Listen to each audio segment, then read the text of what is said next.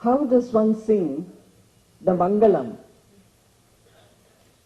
to such a vivid week-long event when so many art expressions have been featured for us and so many points of view after deep research have been expressed, all pertaining to different aspects of the Ramayana.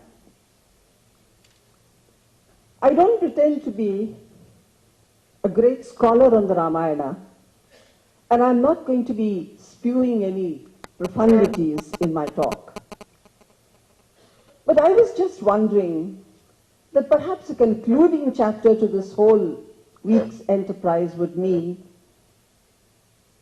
giving you some responses to what I have seen on the stage, the vibrations that I have felt, and dovetailing into this very brief throwback, the points of view that have occurred to me while I was watching these performances. There's one point that I've always thought of about the Ramayana. How is it that something that was written hundreds of years ago on the banks of the Sarayu by Adikavi Valmiki has stayed this long in man's imagination, that has spurred art activities, inspired thought, value systems, defying time, political boundaries, cultural divisions, even religious affiliations? Why is Ramayana alone so important to all of us?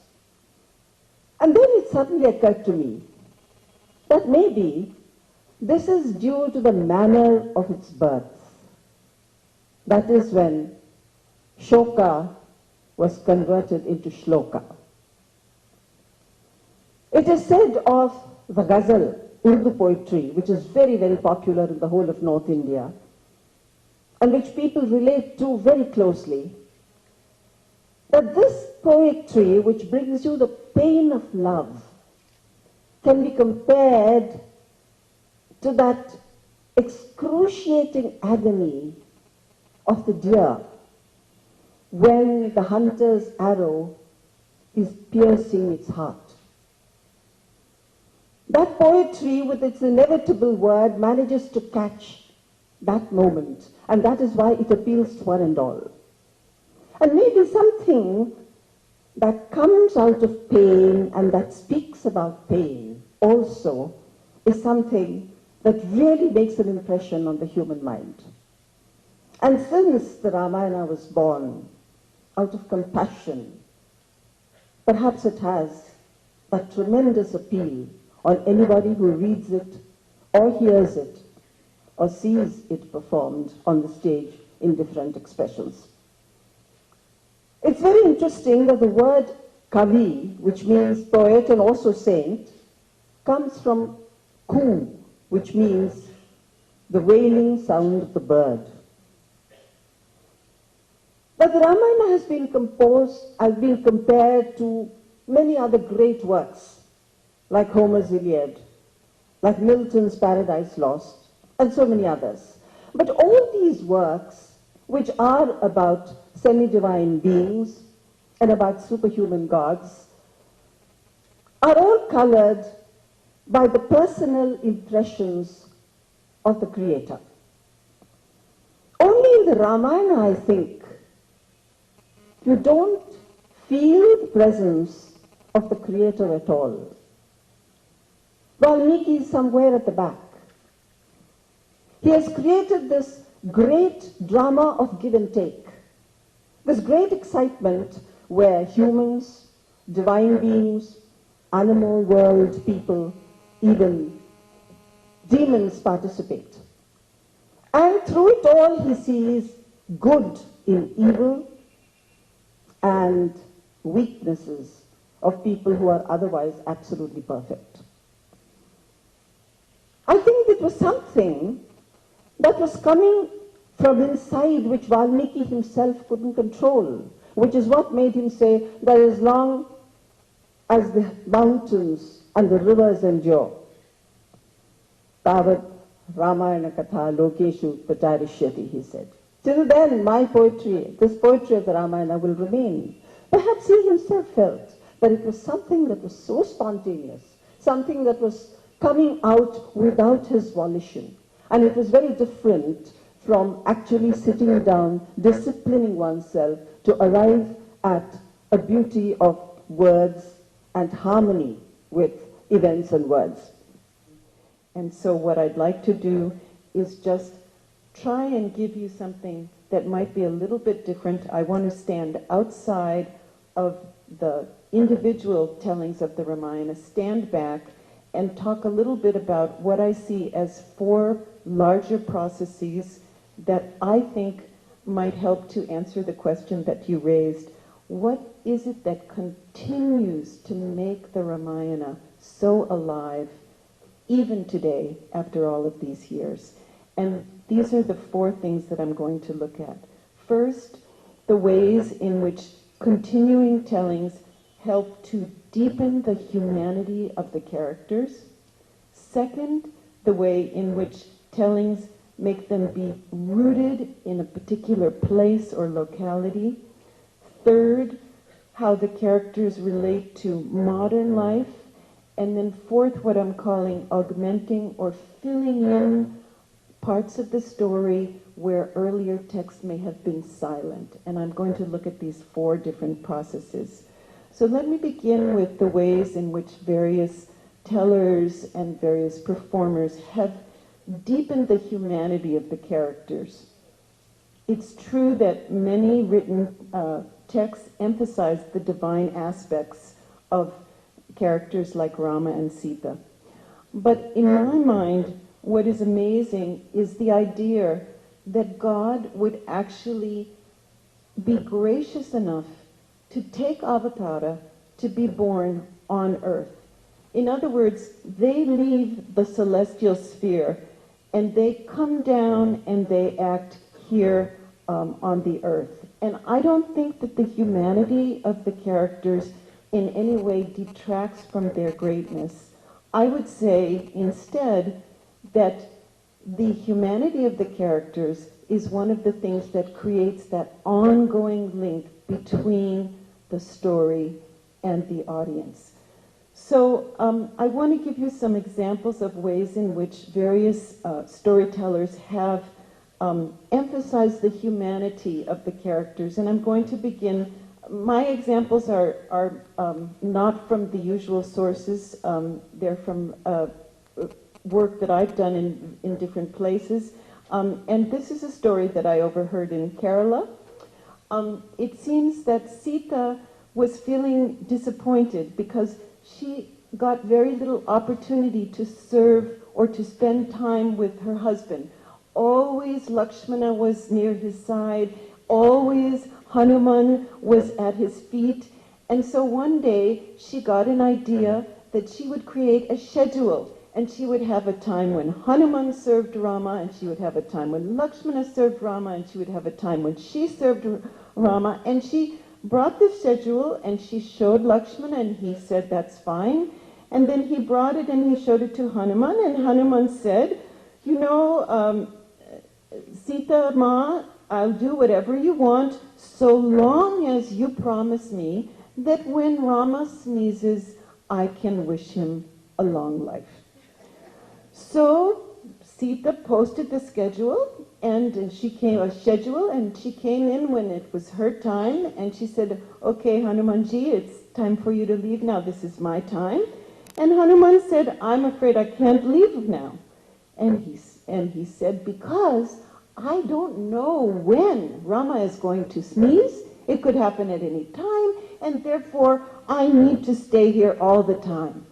So, you know, this is a very interesting story because on the one hand it shows Hanuman's absolute devotion to Rama. On the other hand, it shows that Sita, like many wives, expects a little bit of companionship and attention, and Hanuman has outwitted Sita on the basis of a verbal technicality. Although Sita is an avatar of the goddess Lakshmi, and he is a Vanara. And furthermore, the whole story is about Rama sneezing, and Rama is the preserver of the universe. So the actors or the characters in the story really make you feel the humanity of them. Now, another way in which the characters in the Ramayana have been humanized is when a story will take some kind of feeling that we've all had as, vulnerable human beings and put it into the Ramayana. And I want to give you an example of a story that comes from the Ananda Ramayana. This is in honor of you, Ananda.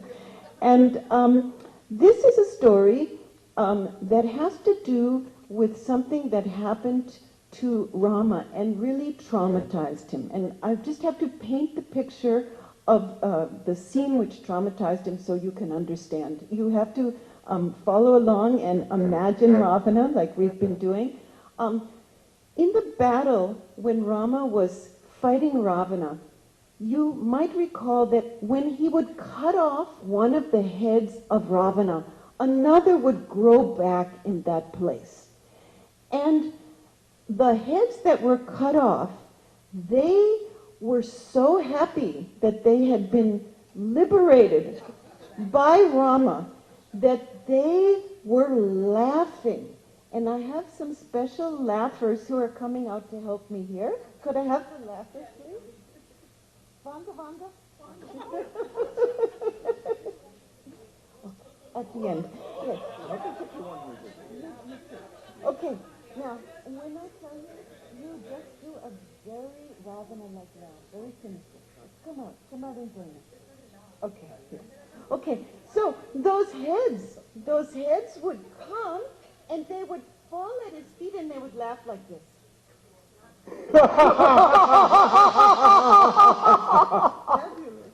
Fabulous, thank you.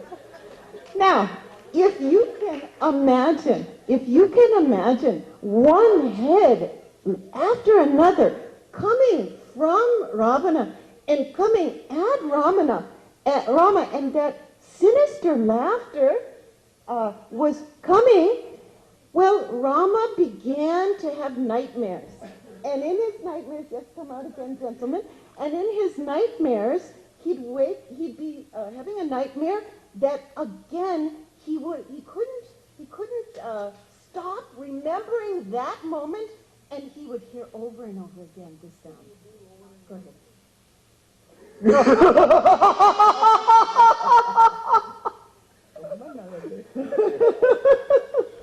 So this is what we call today a post-trauma stress syndrome. He kept remembering that laughter, and he was so terrified that he sort of lost perspective on his life as a ruler, and he made a proclamation, from now on, nobody in my kingdom is allowed to laugh. So he banned laughter. When he banned laughter, think of what happened to Ayodhya. Since there could be no laughter, there could be no weddings. In fact, there could be no music season in Chennai. There could be no happy events because laughter is so much a part of being human. So everybody in Ayodhya began to get very depressed. Things were going downhill. It was like a kind of a society-wide moroseness. And everything that was associated with Ayodhya was slipping away, and the gods up in heaven said, wait a minute, this was not part of our original plan. Rama is supposed to bring Ananda into the world. So they sent down Brahma, and he came to a village, and he got inside of a tree, and he began to laugh, but he laughed happily. Ha ha ha. And then the woodcutter who was about to cut down the tree, he heard that laughter, and he also began to laugh, because when someone is laughing, sometimes you also start to laugh, just like you laughed when these people laughed. So he began to laugh, and he was laughing. He went to the next village, and the people in that village began to laugh. And this went on and on and on until finally someone went to the capital city and was laughing, and Lakshmana started to laugh when he heard them laughing. And then Rama came out and said, Lakshmana, I have banned laughing. How could you laugh? And then the gods came to him and they said, Rama, this is our way of telling you, you're a wonderful ruler, but sometimes you lose perspective. You need to modify this legislation. And Rama said, but how can I do it? I get nightmares from hearing those laughs. So they modified the legislation, and from then on, when people were laughing, they were supposed to very politely go like this. And as a result of that, Rama was happy because that didn't remind him at all of this awful, sinister laughter like we heard from the performers, and everything was fine. Now, in this story, you can see that Rama has become very human. He has nightmares. He doesn't want to, have to cope with that. And yet, the story itself makes us even more admire him and think what a fascinating person he was, and also how this is a story to teach people to laugh politely. So, that is also part of the Ramayana tradition.